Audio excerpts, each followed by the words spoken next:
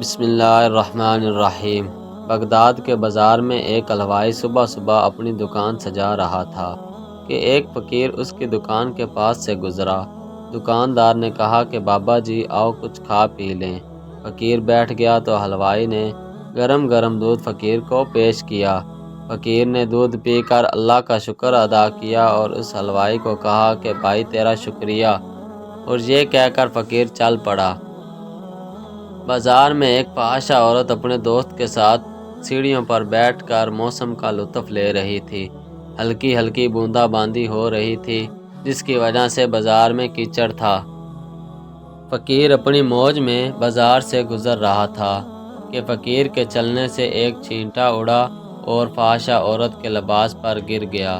جب یہ منظر فحاشہ عورت کے دوست نے دیکھا تو اسے بہت غصہ آیا۔ وہ اٹھا اور فقیر کے منہ پر تھپڑ مارا اور کہا، فقیر بنے پھرتے ہو، چلنے پھرنے کی تمیز نہیں۔ فقیر نے ہنس کر آسمان کی طرف دیکھا اور کہا، مالک تو بھی بڑا بے نیاز ہے، کہیں سے دودھ پلواتا ہے، کہیں سے تھپڑ مرواتا ہے۔ یہ کہہ کر فقیر آگے چل پڑا۔ فحاشہ عورت چھت پر جا رہی ہوتی ہے تو اس کا پاؤں پھسلتا ہے اور زمین پر سر کے بل گر جاتی ہے۔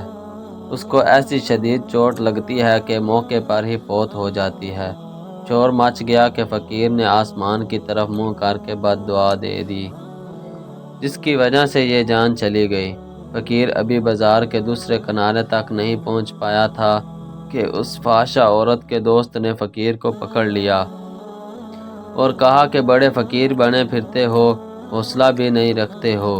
فقیر نے کہا کہ کیا ہوا؟ اس نے کہا کہ تم نے بد دعا دی اور عورت کی جان چلی گئی۔ فقیر نے کہا کہ واللہ میں نے تو کوئی بد دعا نہیں دی۔ تو اس شخص نے کہا کہ نہیں، تیری ہی بد دعا کا کیا درا ہے۔ جب اس نے ضد کی تو فقیر نے کہا کہ اصل بات پوچھتے ہو تو میں بتاتا ہوں کہ میں نے کوئی بد دعا نہیں کی۔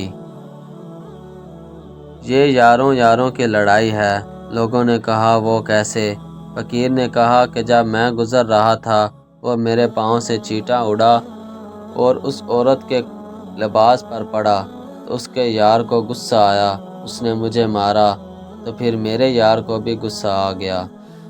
تو پیارے دوستو، اگر میری ویڈیو اچھی لگی ہو تو ویڈیو کو لائک اور کمنٹ اور شیئر ضرور کیجیے گا، اور ساتھ ہی ساتھ چینل کو بھی سبسکرائب کریں اور بیل آئکن کو ضرور دبا دیں کہ ہر نئی آنے والی ویڈیو آپ تک پہنچ سکے۔